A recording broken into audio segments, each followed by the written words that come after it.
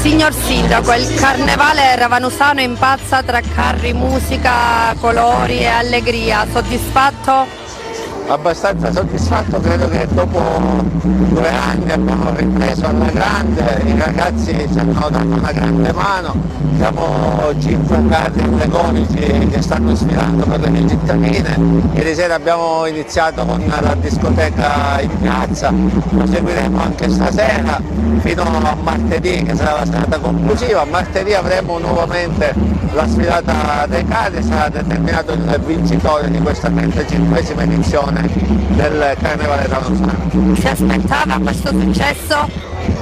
Era nell'aria perché avevamo capito che comunque nella zona eravamo rimasti tra i pochissimi comuni che sono riusciti ad organizzare il Carnevale, perché sia Canicattì che Sciacca hanno deciso di rinviare nel mese di maggio, e quindi ci aspettavamo questa grande presenza di pubblico.